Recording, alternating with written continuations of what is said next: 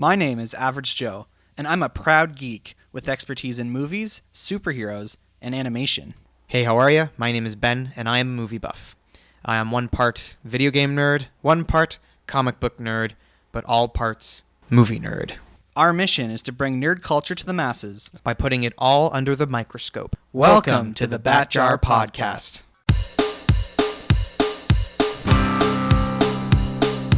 Movies, comics, graphic novels, TV, cartoons, animation, nerds or geeks, entertainment culture. Hear it on the Bat Jar, Nerdy Power. Nerds and geeks, come gather around the scene. Come and join us in the Bat Jar. Come and tune into Average Joe and his team. Lots of room here in the Bat Jar. When the newest nerdy news drops, these podcast pals put it under the scope. DC, Marvel, Disney, Star Wars, cinematic, multiverses, mega Christmas, Grinch's franchise. Hear it on the Bat Jar, Nerdy Power. Hello there, and welcome to the Bat Jar Podcast, where we put nerd and geek culture under the microscope. Asian Jon? Mm-hmm. Oh, that, can you say that again? That mm-hmm? Mm-hmm. Oh, it's been so long since we've last heard that mm-hmm on the podcast. Really? Is that like a thing I did? From my recollection, I do recall many episodes starting with you just kind of asserting your presence by saying mm-hmm. I had no idea I did that. Well, there you go. But indeed, we have Asian Jon with us here for this special episode of the Bat Jar Podcast. You have been away from the show for just over a year now. That was the last time I was on an episode? Or Yes. was I still co-hosting for my last episode? In your last episode that I can remember, it was about One Piece, and you transferred the power of the Bat Jar That's right. into Pixel Patch. That's right. Okay, so I was hosting, but Pixel Patch, that was his first, I guess, sort of like hosting-ish, Yeah. passing the baton on to him. That was the last time your introduction was used. Okay. So our listeners who have been with us all these years will probably be very curious to hear what you've been up to since you were last on the show. I'm going to assume you've consumed a lot less nerd culture media because we haven't been working together as directly. Exactly. Yeah. I mean, I think if any of our listeners, well, I think a lot of them were listening when I was co-hosting as well. They know I'm not really a geek. I'm not, Pixel Patch definitely, checks that box a lot better than I do. So yeah, I mean, it doesn't come naturally to me to spend a whole lot of time in Geekland. Yeah. So even for today's episode, which we'll get to, I had to do a bit of research because I did not. I didn't see most of those. Okay. Yeah. Well, so normally when guests come back, we ask them what kind of nerdy or geeky Mhm. things they've been up to. So for your own interests and for the things that you are indeed nerdy and or geeky about, Mhm. maybe share just a little something with the listeners. Something I am nerdy or geeky about. What did I mean, did we never cover this back in the day? Yeah, but I'm saying I don't even remember. I mean, who knows? Okay, sir. Music, I guess? Yeah, Sure. what is I bet- something special you've done the last year related to music? Oh, okay. So here's the thing. Okay, I would say I'm actually more of a music nerd than music geek. Because geeks, I feel like, might know a lot about music, like as far as like artists and like who's cool. They'd know more of the trivia of what's going on. I'm more of a nerd, as in I play music and I'm really into theory and really into sort of the deeper things as far as technique and everything like that. But honestly, I just don't know much music. Like I actually don't know what's going on in the music world. We play trivia sometimes, and when it comes to the music category, man, I'm useless. To be granted, you know more of the songs in that than I do. So Do I? I feel like that's the case most of the time. I feel like with those, well, a lot of at trivia, a lot of the categories or a lot of what they do in music is either like classic, so it's like classic rock stuff, super old, or it's like really like today, like something in the last 6 months, which means I don't know anything about yeah, it. exactly. I just I tend to start recognizing pop songs when they've been overplayed, not when they first come out. Fair. So. So, Asian Jon, it's really exciting that you're here because this is our annual episode of the podcast where we rank all the comic book movies that were released during the calendar year. Mm-hmm. And we're doing this episode, we're recording it, I should say, in advance of when it's actually going to be released, because when this episode goes out, I'm going to be traveling. So I thought this would be a good opportunity if I had to record an episode way in advance to get Asian Jon to be a part of the conversation. You were here the first year we did this when we introduced the Bat Jar ranking system. Mm-hmm. That continued on to 2018. And here we are at the end of 2019. There are no comic book films coming out over the holiday season. So we can actually take care of this special project now. Because as I just said, until the end of 2019, there's no more comic book films being released. Yep. So we're not going to miss anything. So do you remember the 8 different pieces of information that contribute to the Bat Jar system? 8? Come on, man. Do you remember any of them? Like when we go back in time when we ranked the movies of 2017. The various categories by which that you use in order to rank things. Correct. Sure. I mean, I think one of them was Cinema Score. Cinema Score. Was Rotten Tomatoes in there? Rotten Tomatoes critic score and Rotten Tomatoes audience score. Is that within the same category or no? They're separate? two separate ones. Our own preferences, That's right. So for every movie, my own rating, and then whoever else was on the show that week, their ratings counted as a metric. Yeah. And then there's 3 other ones. You know what? Just tell me. Okay. This is going to take a long time. So we include the IMDb rating for the movie, and we also include domestic box office. Okay. Which again includes Canada and the United States. And then separate from that is the foreign box office. Everything but Canada and the United States. Correct. Okay. So we developed this system because the reality is that if you go off of evaluating a movie's quality based on any one of these specific metrics, it doesn't give you a full picture. And so we created this system to ensure that all different measurements of quality could be accounted for.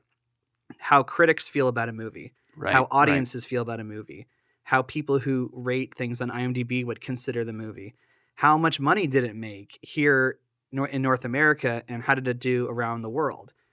And then, of course, our own preferences kind of tie in to this as well. And, of course, it's our system, so naturally, our individual ratings are worth as much as all the people who rated it on other platforms. Right. So are we actually going to do this today? We're gonna use this system? That's right. Well, what do we do in the categories where I can't really say? Do I base it on what I do know about something, the trailer, how interested I am, or do we just put an NA for me and yours is the one that counts?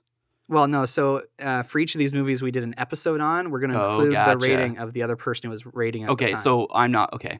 So your opinion is not directly impacting this at all. Why am I even here? Because I want to hear if you agree with how these things are played out. Then again, I might have to decline on a lot of them because. Okay, you know what? I'll do it just based on what I would my interest level. Okay, if I haven't seen it, and I'll explain to you why I think it's where it is in the ranking, and you can agree or disagree. Sure. So there were indeed 14 comic book films released theatrically in 2019. Now, we have some metrics on this. So a comic book film released in theaters means it has to have aired in a theater for more than one night. So some of these movies only got like a 2 or 3 day theatrical release, but they count nonetheless if they got a theatrical release. At all. And they have to have been based on some kind of comic book, or in the case of at least one movie on this list, heavily inspired by comic books. Sure. So that's the only real criterion by which a movie gets on this list. And if you do the math, there are 14 movies. So that means that for each individual category, the worst score they could get is 14, meaning if they're the lowest rated on Rotten Tomatoes or if they made the least amount of money.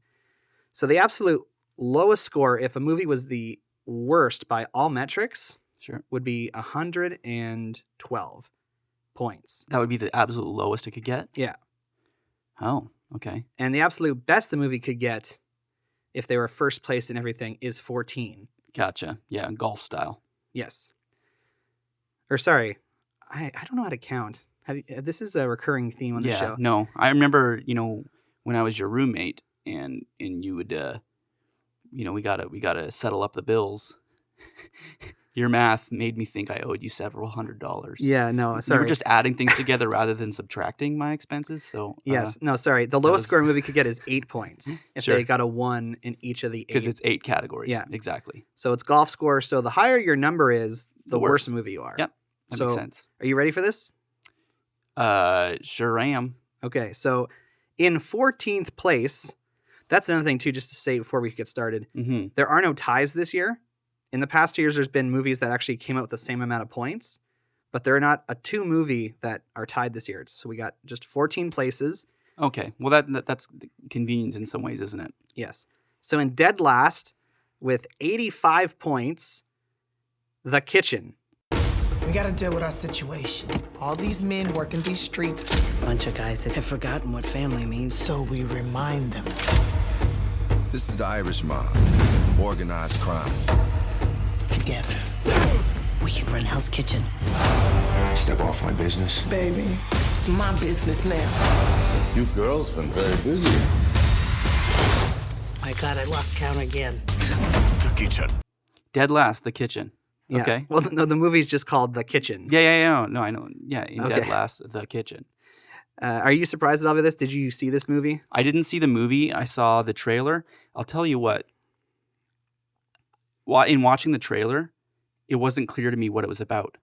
Really? I mean, some people might think I'm dumb, like what? It's like, well, I mean, I understood, it was, first thing I actually thought about is that it was about Hell's Kitchen. That's what the kitchen they were referring to, which of course made me think of a certain DC series, so or a certain Marvel series. Okay, I was gonna say, are you you're about to doing that murder me. intentionally? No, I actually made that mistake just Okay. now. Yeah, I wasn't intrigued by it, but I think it just wasn't. I think I was thinking like, oh, these are meant to be superheroes, because I know you said comic books, but because so many of them are about superheroes, I just presumed all of them are about superheroes. So the whole time I'm watching it, I'm like, who's got the powers? Right. I'm confused. And it just didn't seem like a comic book thing at all. So I was trying to figure out that angle. Like, it seemed like it could be a movie that's made and would never have a comic book associated to it. Yeah. I don't want to spend too much time talking about this. Ben, the movie buff, when we talked about it on the show, he actually gave the movie a 1.8, which I think is like the lowest back cookie rating a movie's ever gotten on this show. And I'll say this: the trailer's the best part of the movie. Like the trailer promises a more exciting and interesting movie than what we ended up getting. So is this one of those situations where if we don't think it was amazing, we're definitely sexist? No, Okay, I don't think so. good. I'm just making sure. Okay. I'm just making sure. I'm not going to get, All right, so Kitchen, you're in dead last, 85 points. Not far behind them, though, in 13th place with 81 points, Hellboy. The end is coming. I hope I'm not late to the party. Demon sleeps inside you. I will awaken it. If there is ever an end in this war, it will be because of your strong right hand. Yep, it smashes things real good. Hellboy, rated R, April 12th. Okay. Yeah, I saw that.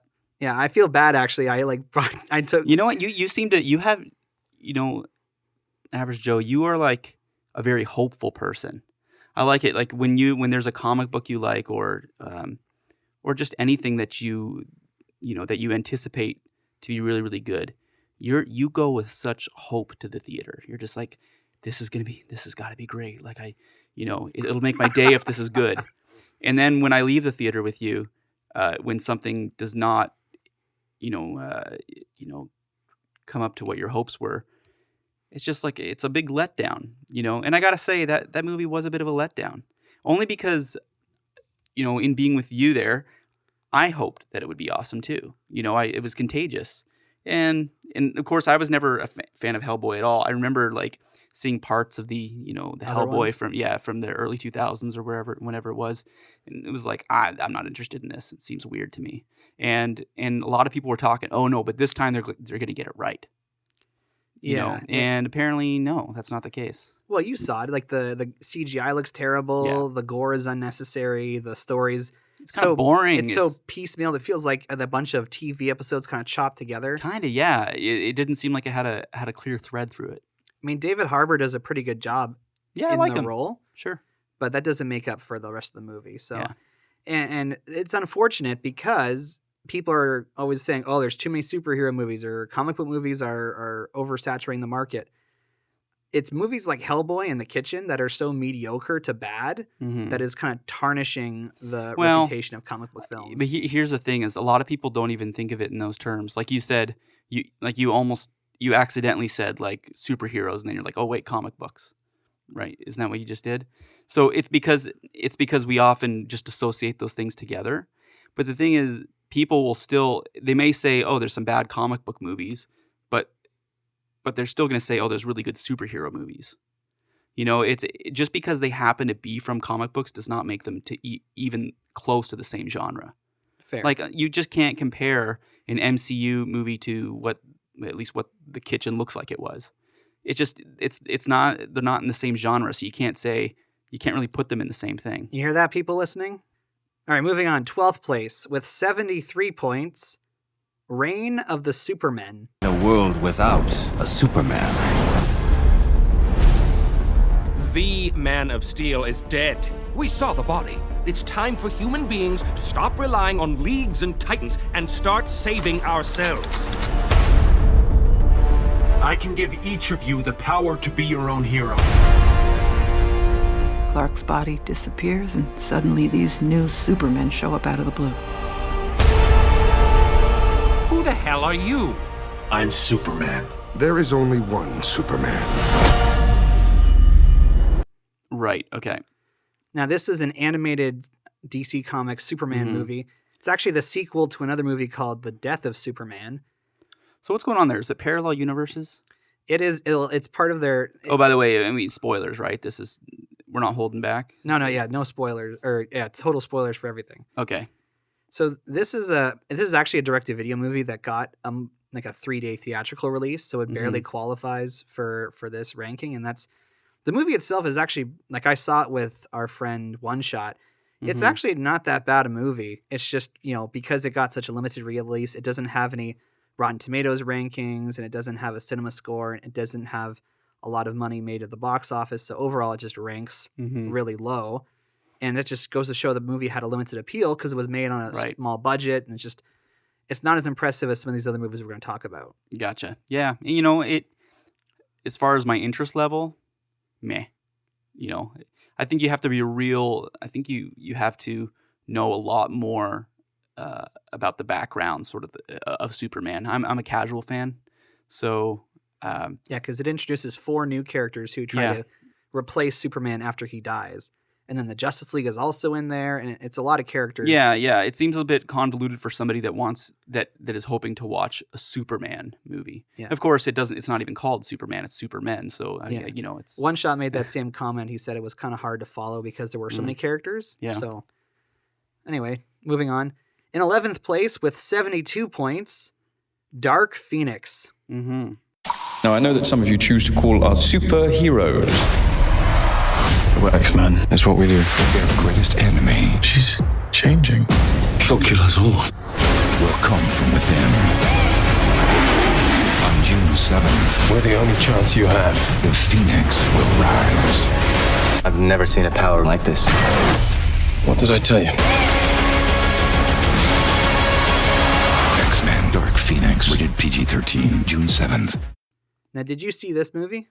I didn't. I didn't even know it came out, and then I watched the trailer. Was like, oh, it's an X-Men movie. Yeah, you're better off for not seeing it. Like, I maintain the argument they should not have released this piece of garbage because they were promising in the month leading up to its release that they were going to fix all the mistakes they made when they did X-Men The Last Stand and they butchered the Phoenix storyline. And it's the same guy who wrote X-Men 3 was the writer and director of this film. So he was all saying in the lead up, saying, "We got it, guys. We know what we did wrong. We're gonna fix it." And they literally did the exact same things they did the first time they told the story incorrectly. And to make things worse, this is now the last Fox produced X-Men movie that's going to come out.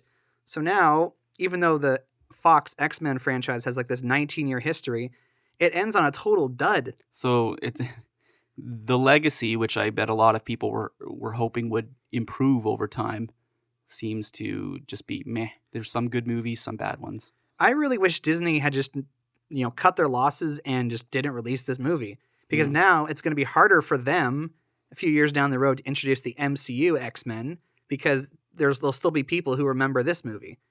You think? I'm not sure if it'll have that effect. I think it depends. It depends how.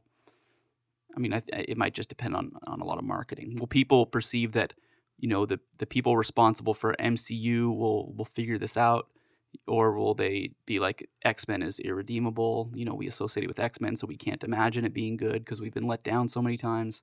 I don't know. I think it's one of those things that if it gets buzz at the beginning, like if on an opening weekend it's really good, everyone's going to go see it, and then people will pretty much just be like, oh yeah, remember those dumb X-Men movies? Well, now we have good ones. Kind of like Spider-Man. Yeah, that's a good point. And you point out, you said you didn't even know this came out, so I didn't know. Perhaps the general public is totally unaware of Dark Phoenix, in which case, all the better for them.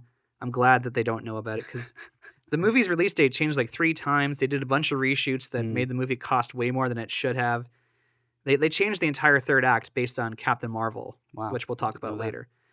So anyway, I just want to move on because there's still some more bad movies we got to talk about, because next up in 10th place with 70 points, Men in Black International. Yeah, saw it. We are a rumor, recognizable only as deja vu and dismissed just as quickly. I want in. Welcome to MIB. You've got some big shoes to fill. You will be with Agent H. Come on. Well, it's not going to save itself. See, we protect the Earth from the scum of the universe. Felt good. Do we have a plan? I can't believe that actually worked. Just try. Men in Black. Nah, not great. Yeah, it's so. Again, I was disappointed. Yeah, the trailer made it out to be better than it was. Yeah. It didn't have the.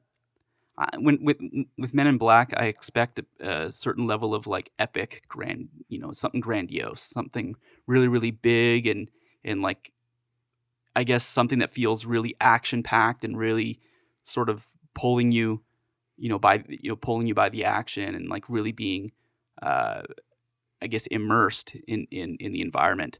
And it never did that for me. I was also just like, I really enjoy the world of Men in Black, and I felt the way that they chose to world build and expand or kind of spin off the story was just really underwhelming. Yeah, it was pretty dissociated.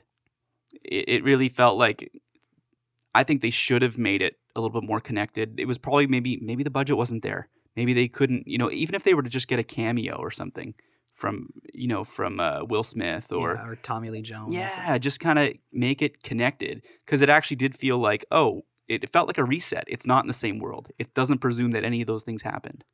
Yeah, I mean, Emma Thompson's character comes back from Men in Black 3, but that's really the only connective tissue. And you do see the New York headquarters. It's minor. Yeah, it's so brief.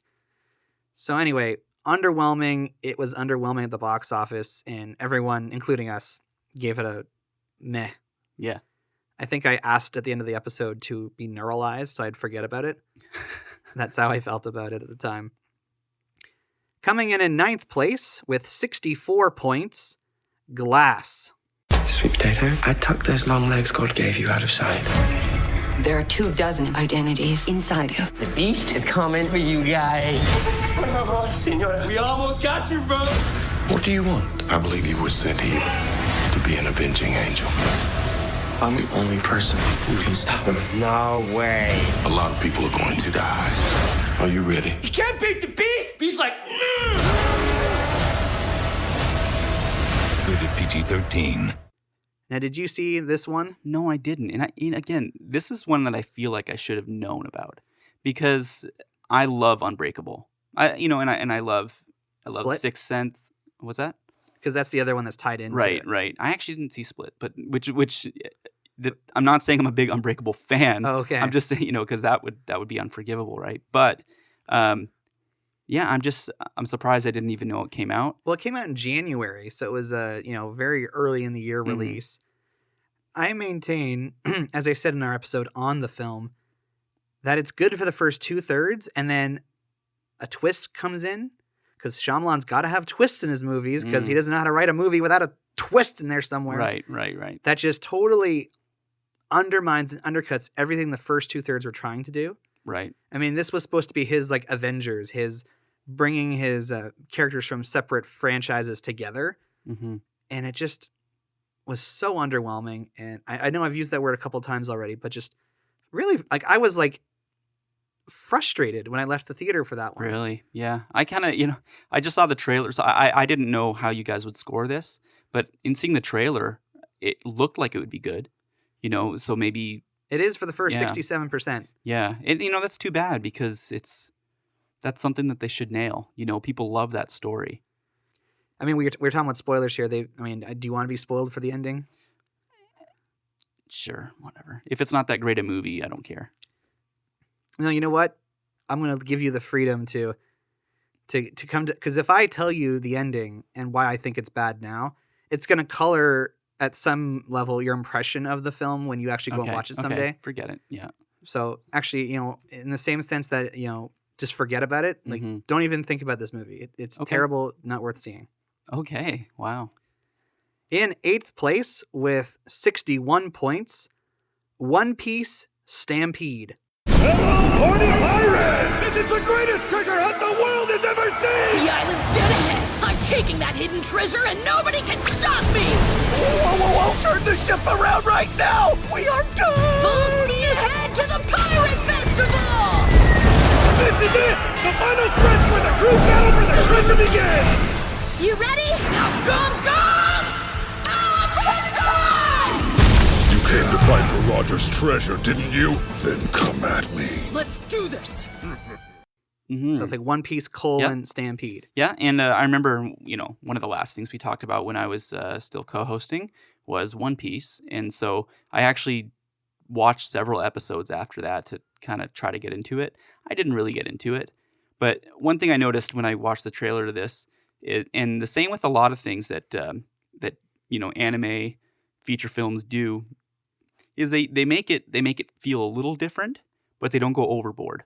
Like the animation style and everything like that, and seems like even the level of quality, they don't go up too much.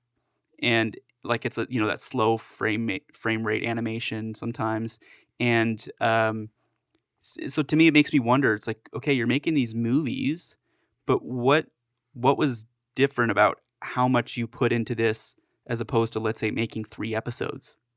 Yeah. You know what I mean? It's just like, that's what it looks like to me. It's like multiple episodes.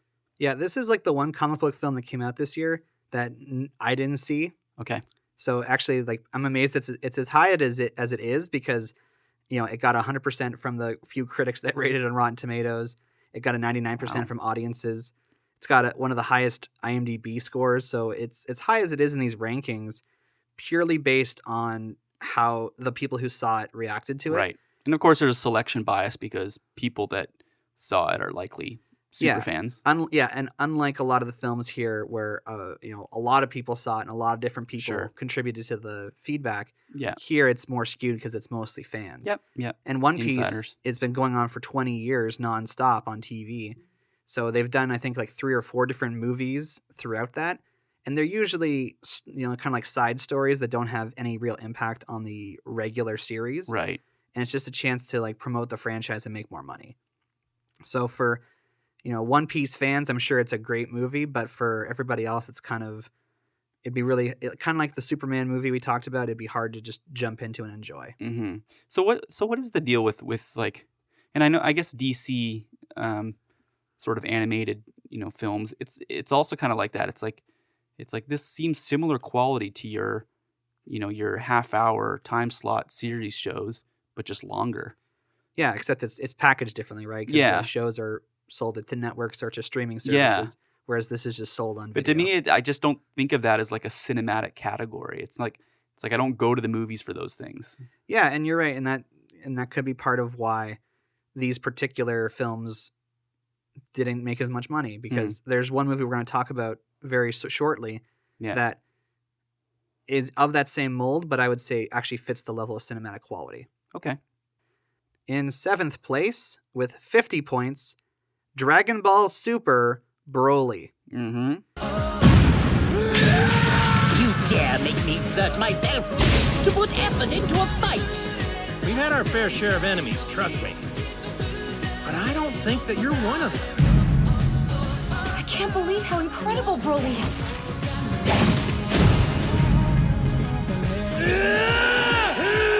Have you ever seen a Saiyan like this before? Damn it, he's learning as he fights.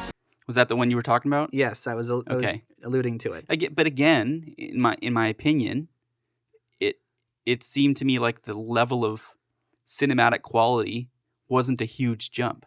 Well, then that's where I would disagree. Like, I actually saw this movie with our friend Beef Pork Ribs. Okay. And the animation in that is like top notch, like higher than anything that was produced for the show. Perhaps what you saw in the trailers wasn't impressive enough, but they actually like introduced a whole new animation style for Dragon Ball with this movie. Like you can tell. I mean, maybe if you're a hardcore like me, you can tell how they're drawn differently. Okay. And it does allow for more fluid animation, and like the fights and the energy blasts and all that stuff is really great. A lot like the One Piece movie, this is one made for the fans. Right. So you, Asian Jon, would have a hard time just sitting down and watching this It's because Super Broly takes place at the end of Dragon Ball Super. So you have to imagine Dragon Ball Z is 290 episodes. Dragon Ball Super is 133 episodes. Yeah. And then this is set after that. So I would imagine it'd be really hard for. Oh yeah, I only watched a bit of Dragon Ball Z, and so I'm so far behind on what's going on there. I will praise this film for a couple things. One, it actually made $30 million domestically when it was released in the States, which is more than a couple of the movies that got wide releases earned. Like it made more than The Kitchen, more than Hellboy, and considering it only had, it was playing in hundreds of theaters as opposed to thousands over like a 2-week period. It's like per theater average was very high. Yeah. So there definitely is a lot of people commuted to it. Yeah, a lot of people took the time to go see this movie. And to be frank, it's essentially a remake of a Dragon Ball movie that was made 20 years ago about this character Broly. And the story is like 1,000% more interesting. The characters have more complexity. So in terms of like remaking a film they already made, they did an excellent job. And so for fans of Dragon Ball, it's something to see. But I would never recommend it to someone like you. All right, we're halfway through here. Most movies we've talked about so far are pretty bad. Okay, yeah. So I think we're finally getting towards the movies that are pretty good. And we're going to start off with 6th place, 46 points, Captain Marvel. The future of our world is at stake. You have a mission. How do I look? Fresh. On March 8th. Is this normal? Pretty much. Go higher. Go further. Go faster. About to show these boys how we do it. Captain Marvel. You know you're glowing, right? Now, this is actually one of the highest earning or highest grossing films of the year. So it says something about how it's in 6th place. Yeah. Because it didn't do as well with critics. It kind of famously had a notoriously low audience score on Rotten Tomatoes, which then forced them to change the way that people are allowed to rate movies because people were giving a terrible score before they'd even seen the movie. How did they find that out? How did who find that out? How did they find out that people were seeing it without having seen the movie or rating it? Because you have the option. They used to make it so that on Rotten Tomatoes you could go to a movie that hadn't been released yet and click "I want to see it" and then give it a percentage based on how excited you were to see it. Okay. And before Captain Marvel was even released, it was like in the 50 percentile of people who wanted to see it. Yeah. So like people. Why is that?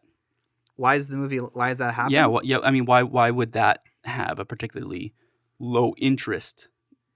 There's no definitive answer, but the prevailing theory online is that there are a lot of people who like superhero movies a certain way, and when they learned that Marvel was making a movie about a female superhero, that was a deviation from how the character was portrayed in the comics. Oh, see, I actually don't know a whole lot about the history. So Captain Marvel is male in the comics? Well, there's been several people to hold the mantle of Captain Marvel. They just happened to use the most recent character from the comics for the movie, who is female. So the I don't know how true this is, but there's the theory online was that there are a lot of like deplorables. Yeah, people who just can't get behind a female superhero. Now, again, I think this isn't like Captain Marvel.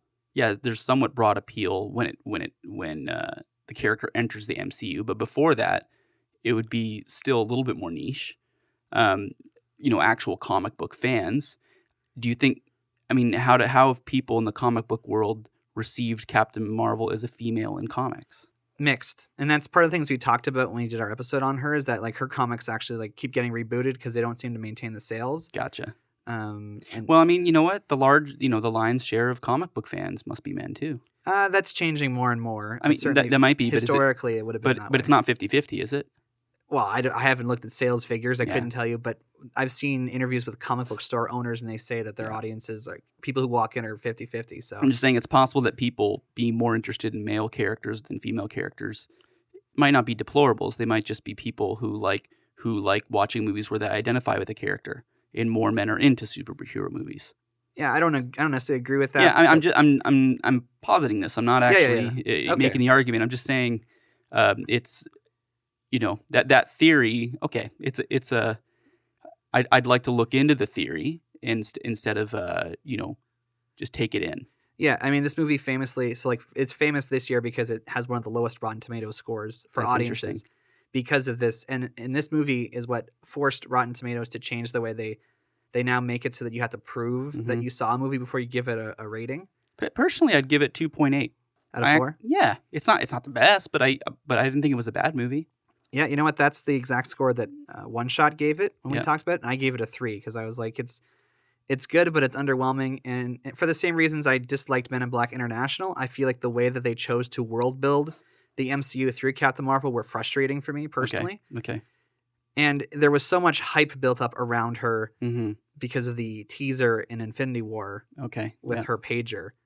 Yeah. And Nick Fury. So everyone's like, who is this person? And she's going to be a big deal in Endgame and whatnot. So that movie got a lot of good press from being teased in Infinity War. But at the end, like, the movie was fine. It was fine. The thing is that she was okay. I actually, as a character, there's a certain level of what seems like ultimate power that almost just seems like, I'd like to see a real challenge here. And in that movie, you don't really, as soon as we realize her powers, it's like, okay, this seems to be like nothing could possibly challenge her. I know that's probably not the case, but it's a problem her and other characters like Superman face. Yeah, where because Superman, there are situations where Superman is vulnerable. Whereas she almost seems like, could she possibly be vulnerable? Like that level of strength? Anyway, that was just a thought about the character. What made me enjoy the movie more were whatever that alien race was. The Skrulls? Yeah, the Skrulls. Yeah, they were good. The main Skrull, the guy. Ben Mendelsohn. Yes, I can't remember his sounds like he has name. like a South African accent or something. Yeah, he's from New Zealand or New Zealand? Okay. He's that guy from Rogue One who was like the parent of the Death Star, and he wanted. Do you know who I'm talking about? Oh, the guy that was they made it too funny in the movie a little bit. Yeah, the guy that Darth Vader chokes out with using a dad joke. Okay. Yeah. Anyway, for all the hype and the buzz and the negative stuff going around with Captain Marvel, it did really well at the box office. It's the highest. Yeah. It's the second highest grossing film domestically in this list, and you can probably guess what's number 1 based on that. But let's just move on here. In 5th place with 44 points, Alita: Battle Angel. I've never seen anything like this. Who am I? She's the last of her kind. So I'm 300 years old. Alita, you are. You have the most advanced weapon ever. And this world needs you. She's given the people hope. Destroyed her. You made the biggest mistake of your life. And what's that? Underestimating who I am. Alita: Battle Angel. Yeah, this is the thing I am least familiar with on this whole list. I mean, I saw the trailer, but I'd never heard of this. It's a pretty obscure property. James Cameron produced this film, and he's essentially been working on this movie for like 20 years. Because this is a manga character that was popular in the mid 90s, and so he actually got the rights to it and started working on it then. But then his other projects kind of kept putting on the back burner, and then the release date kept getting pushed ahead and ahead.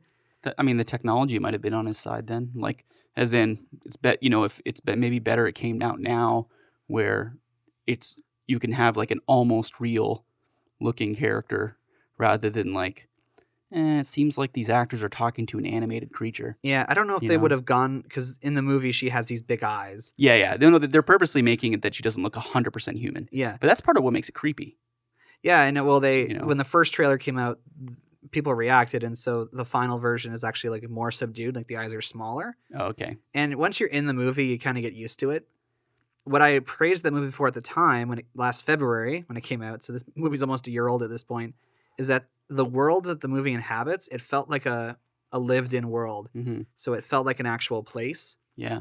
And so you can kind of get behind all the different things that were going on. And this is from Robert Rodriguez, who did like Sin City and all those kind of movies. Gotcha. So and I think it was intended to feel like plausible, as in it's not in some like crazy world. It's like it's more of a social commentary. Like, oh, this could be within our lifetimes. This dynamic. I don't necessarily mean the being from outer space and all that stuff, but just the idea of there being intelligent creatures that are robotic and really about the philosophy of a soul and all this stuff. It seems like something that would make you think, and not just an entertaining movie. There's definitely other anime properties like Ghost in the Shell that do this better. But all I have to say, I think it's probably the best American live action adaptation of a Japanese manga that exists. And that's not really saying much because most of them that are out there are terrible. Okay. Yeah. Well, I think it's just hard to do. And a lot of fans might say, I don't think we should do it at all. It's just... I would agree. Because honestly, it there's just so doesn't much... fit. Why not just do it animated as it was intended? Well, and that's the thing. So much of the environment, of the sets, of the characters, of the things on screen had to be made with CGI. Yeah. So it's like, why? At what point is this even live action anymore? Yeah. Well, it's live action if it's meant to look live action, which kind of like, we were talking about Lion King. It's live action only because it's meant to look live action. Right. It's mimicking live action. So anyway, what did you actually think about this? I enjoyed it. Like, I was not super familiar with the world. I think I watched a couple of YouTube videos to kind of get context on what the show was about. But I intentionally avoided watching because there wasn't ever like an anime series. There were a couple of like short animated films that were made during the 90s, and that's all that exists in terms of adaptations. So I watched like part of one of those, and it was pretty much a shot-for-shot remake of things that were in the live action film. Like a lot of adaptations, they simplify the story for the American adaptation, so it kind of like takes away some of the nuance that you would find from the source material. Okay. And why would that nuance be a little easier for the Japanese audience? Oh, you're asking me to remember specifics. Okay. Well, then forget about it. Okay. Thank you. I don't. Yeah. When you're getting that, into the nitty gritty, I stopped caring. Thank you. Okay. In fourth place, with 37 points, Shazam! Mm-hmm. I read this study on superpowers, and in 6 out of 10, belief is the key. I believe I can fly! I believe I can fly! Superman, what arm is it? Your phone's charged. What the hell? Oh, snap.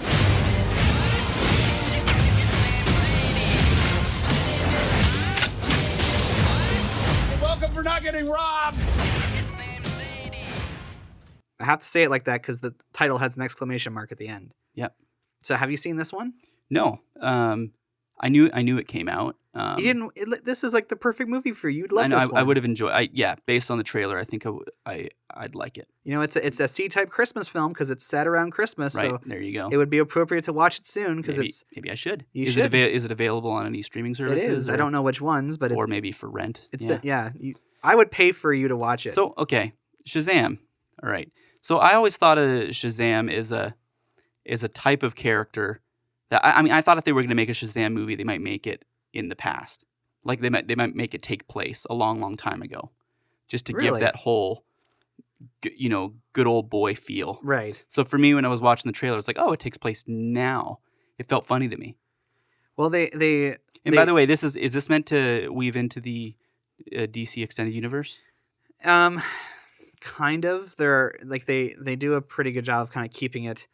Like they reference Batman and Superman and whatnot. You see replica batarangs on display that look a lot like the Batfleck ones. but for all intents and purposes, it might as well be its own version of the DC universe. Well, I mean, it depends if they plan to continue with the same actor into, and weave him into. I other certainly hope stories. so, because I found Zachary Levi very charming in the role. Yeah, from Chuck, eh? Yeah, from Chuck. That's all I know him from. He looked cool. Like it looked like he hasn't aged. He looks the same to me. Yeah, and it was shot in Toronto, so you would recognize probably a lot of locations because you lived in Toronto. So yeah, but where does it take place? Fawcett City. Oh, okay, right. Fictional DC fiction cities, yeah. Yeah. Yeah, because I was going to say, a lot of things that are filmed in Toronto, sometimes I'll see things, and it's meant to take place in New York. I'm like, oh, that's definitely Toronto. I know what that is. Yeah. But in this case, who knows? Yeah, it almost acted as like a return to like movies like Gremlins from the 80s. They were like, they were technically family friendly, but they were scary enough because there are some kind of like almost horror elements to this film that kind of like put it towards the edge of like what's acceptable for families. Yeah. Is the origin of Shazam also meant to be a kid? Yep. Okay. Yeah, and that's part of what makes it so in the classic comics from the 40s. So he's such a good old boy. So was the movie Big meant to be sort of a Shazam callback? Yeah, I think so.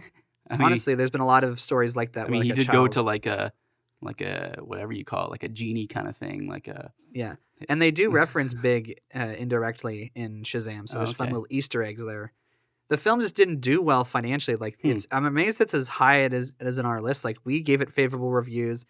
It's kind of middle of the road for a lot of the online critic things, but it didn't do as well financially as a lot of the bigger movies. Yeah, it might be DC Association right now. And I think that's what it is. Yeah. It came out in April also, which 3 weeks before a certain Avengers film, so that might have and it was only like less than a month after Captain Marvel had come out. So the first half of the year was really stacked with comic book films, and I think just Shazam sort of came out at the wrong time. But it is certainly worth enjoying, and like I said, it's a C-type Christmas film, so it's perfectly appropriate to watch this time of the year.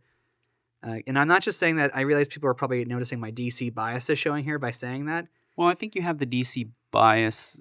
I think even a lot of MCU fans want DC to be awesome because if they go straight up comic books, they might even prefer DC.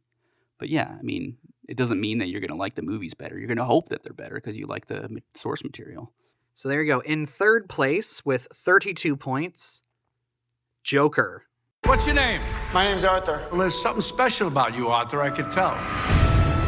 Where you from? I live right here in the city with my mother. She says I was put here to spread joy and laughter. What's so funny? She always tells me to smile and put on a happy face.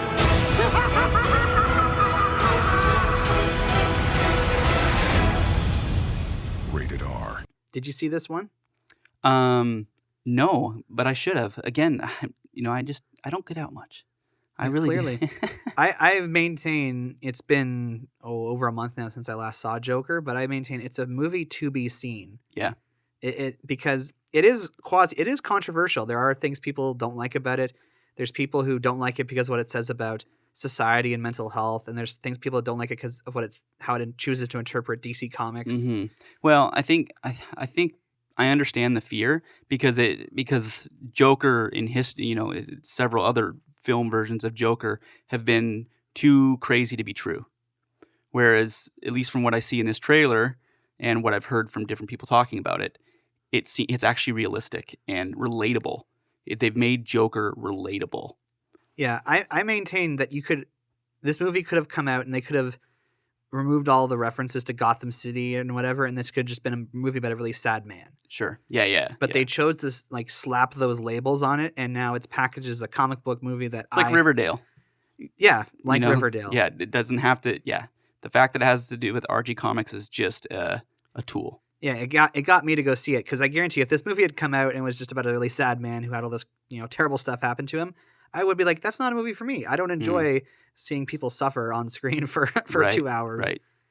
But this is definitely like a piece of art. Like this is a film that allows for interpretation and it allows you to think about what you just sat through. And I wouldn't be surprised if this movie gets a lot of Oscar buzz, a lot of Oscar nominations. Okay. Yeah.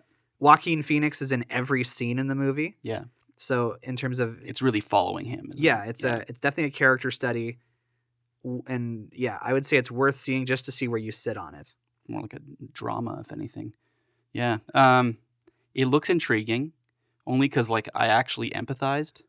Oh. You know, yeah. I mean, just based on the trailer, I actually like some of the things that, of just feeling. I think I'm not saying I'm particularly empathize with them more than others, but I think a lot of people would. It's just like sometimes we feel like outsiders. What am I crazy? What do people not care? Blah blah blah. It's a reality for a lot of people. So, yeah, I'd probably not want to watch that on a bad day. Yeah. Oh, absolutely not. Maybe watch it with buddies with popcorn on a good day, and then watch something funny after. Yeah, you should have some kind of chaser for Joker for sure. Yeah.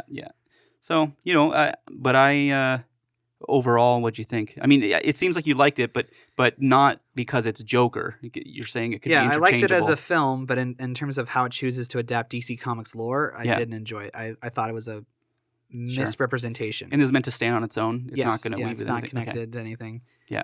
Because the movie's done so well, it actually made $1 billion. Yeah. Which I is almost shocking. feel like I almost feel like this would even make more sense if it did weave into something else. You know what I mean? It would intrigue people more, like a really deep Joker story, and then that Joker reappears.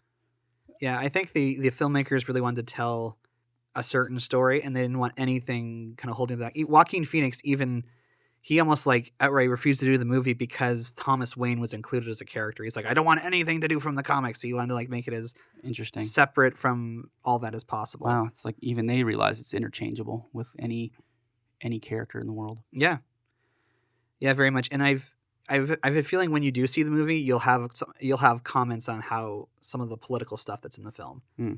I won't get into any more than that. Fair enough. In second place with 25 points, Spider-Man, Far From Home. The whole world is looking for the next Iron Man.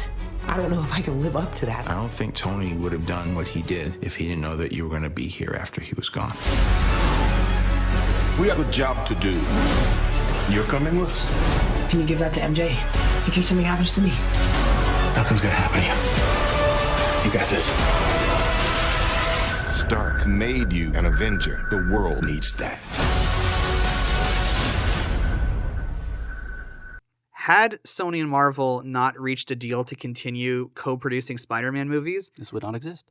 No, I would have a much lower impression of this film. I see. Okay, because there was a good 2 months there where we were told that the relationship between Marvel and Sony was done, and the way Far From Home ends with the reveal that his identity has been exposed, really got me excited for what was coming next. And then faced with that reality where that's it, he's not going to be in the MCU anymore, was heartbreaking. Honestly, as big a Spider-Man fan as I am, that was the last thing I wanted to hear. So that's absolutely certain.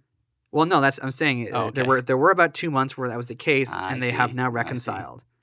So there will be more Spider-Man MCU movies, and he will appear in future MCU films. Good. And with that being the reality that this will continue, I really enjoyed Spider-Man Far From Home.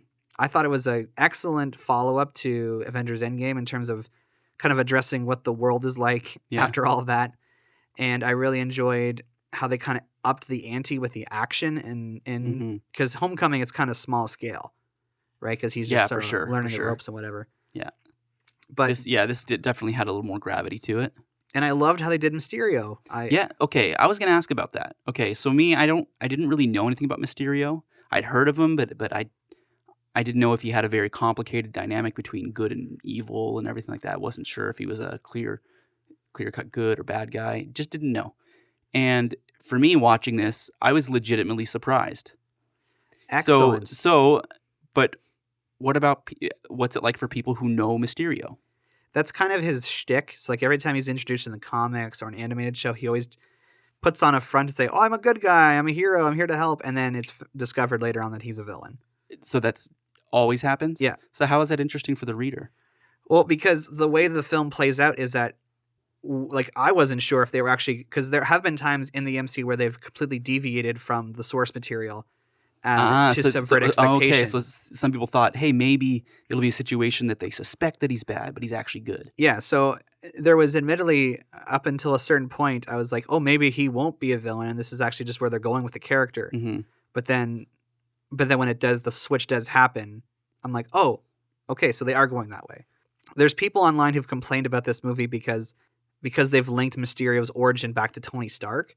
Mm-hmm. And so a common complaint I see about the MCU Spider-Man online is that so much of his character is rooted in Iron Man. It's like his identity is he's nothing without Iron Man. All his villains come from Iron Man. His source of motivation comes from Iron Man, which admittedly, as a Spider-Man fan, yeah, it is kind of disappointing to see his character so connected to Iron Man. Okay. But as we'll talk about close, not too far away, going forward, that shouldn't be as much of a problem. Right. Like if the next Spider-Man villain also is somehow connected to Tony Stark, that'll be kind of like all right, enough, guys.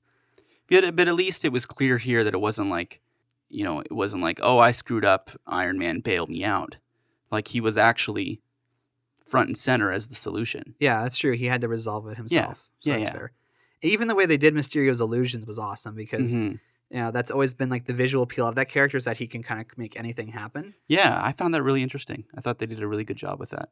And I thought Tom Holland did like the moments where he's upset and crying and stuff. I was like, yeah, I feel you, buddy. No, he was great. I loved that movie.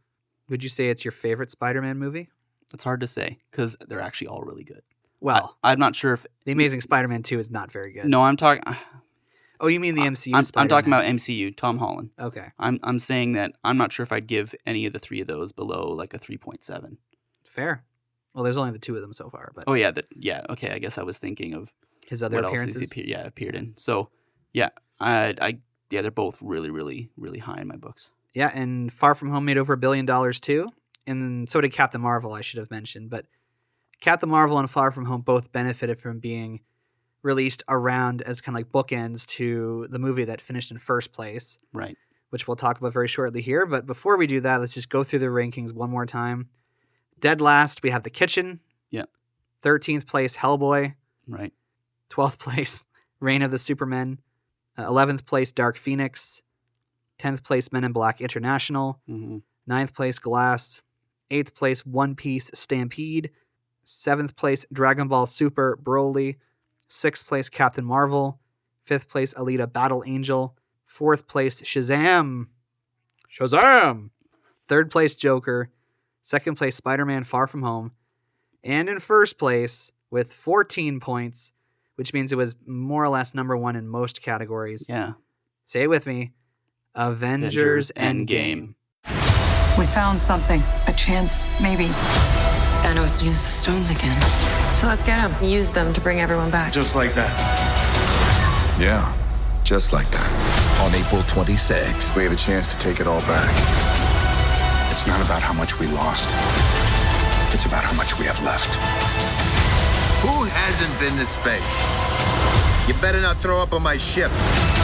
Avengers Endgame. Rated PG-13. Tickets on sale now. Was there any surprise that Endgame came out at the top of this? Well, I mean, considering most of the categories here are based on the numbers, that does make sense to me. Is it my favorite on this list? Maybe first or second. I don't know. I really like Spider-Man a lot. This film is now the highest grossing film of all time. Wow. I did not know that. Yeah, it literally, I mean, domestically, Star Wars The Force Awakens has made more than it. And I think internationally, Avatar's made a little more than it. But when you put the two numbers together, it is the highest grossing film globally. So this says a lot because, Infinity War came out at the top of our ranking last year. And we were all excited to see what was going to happen next. Mm-hmm. And I think really in the almost a year between the release of Infinity War and Endgame, a lot of people kind of guessed what the story was going to be. They kind of figured out, this is how they're going to resolve the conflict that was set up at the end of Infinity War. Right. There's going to be time travel, and they're going to get the stones and bring everybody back. Right. I think the execution is what really landed it for me. Now, okay. I mean, you're talking about all the great things here. Certainly, there must have been a couple things that were a little iffy for you. I mean, I gave it a 3.8. I'd still give it that. So the thing that I have the ability to, when there's things in the plots that seem implausible or whatever, or just kind of silly to me, if my overall enjoyment of the movie was really high, I can let it go. But I can't honestly say that I could ignore the things that I think I'm an Endgame apologist, so I'll happily. Yeah. Well, I mean, Tony Stark, this can never be done. I've solved it. Oh, with the time travel. Yeah, I mean it's a little silly. It just seemed like that arc seemed odd.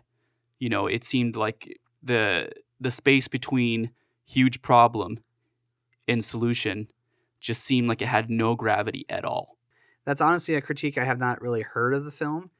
Most of the critiques I heard were like specific things like, why is Thanos so powerful? Or why didn't Ant-Man just go up Thanos' butt? Like a lot of specific things. And like both the writers and the directors of the movie have done all kinds of Q&As speaking to the different things. Yeah. I think we got an email at one point being like, how can Tony and Rocket make a gauntlet that can hold the stones? Like there are a lot of like specific things. And to me, I was like, this is basically a love letter to the MCU.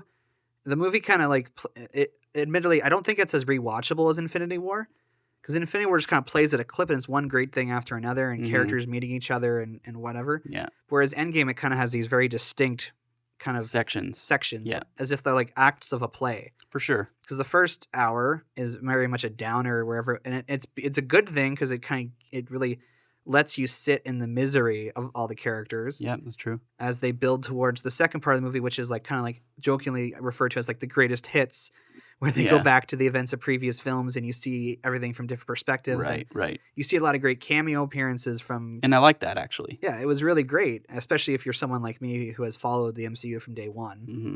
And then the third part, which is like the big final battle, I was admittedly, like, it didn't meet all my expectations, but come on, like, it was amazing. How grandiose can you go? Like, how big can you go? Uh, and especially since, you know, sometimes we might think, oh, we wanted something else, but if let's say it was longer or more drawn out, we might be like, oh, that was a bit too long.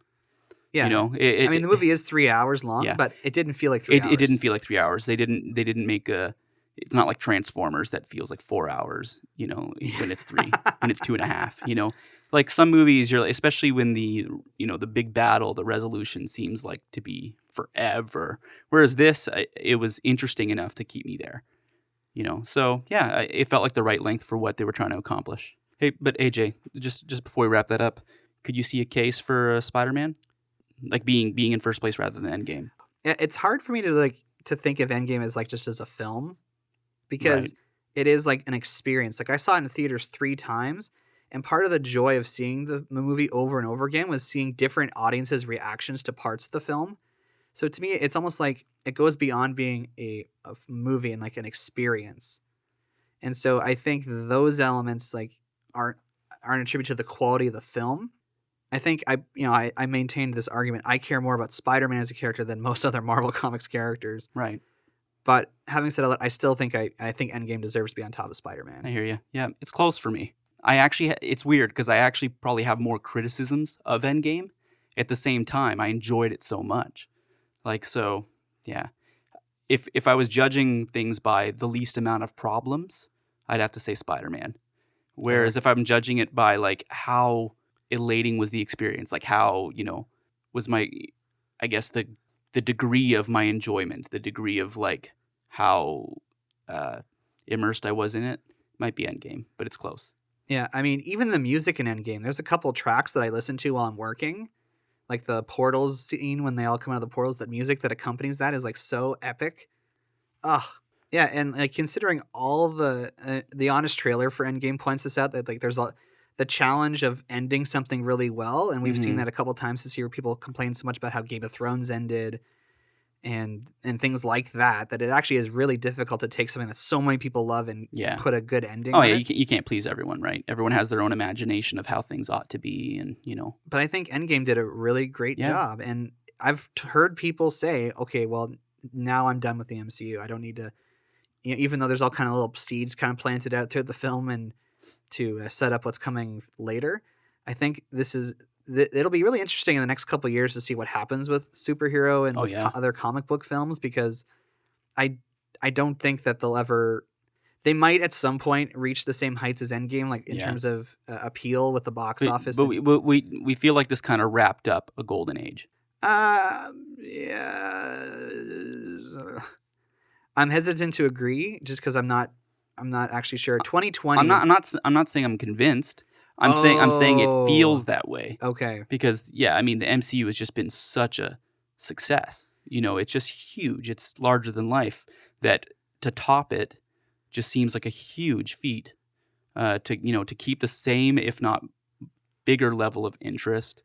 Well, it'll be curious because it'll become generational. If it takes them another 10 years, for example, to build up the next storyline up to Endgame, you're going to get people who have kids by the end who would have been kids themselves, in theory, when the series started. Yeah. So looking ahead to 2020, there's not many exciting comic book films coming out. There's a new Wonder Woman movie.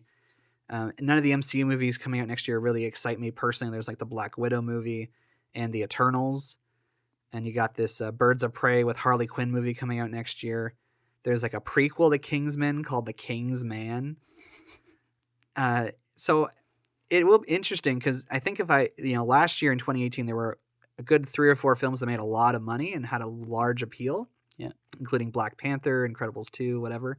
I think this might be, as you kind of alluded to, it could be the turning point where interest in these movies kind of dies off because the market was certainly flooded this year. There were all kinds of comic book films. And as I said, a lot of them were pretty bad. Yeah. But some of them were pretty good. There were movies like Joker that went places we hadn't seen before.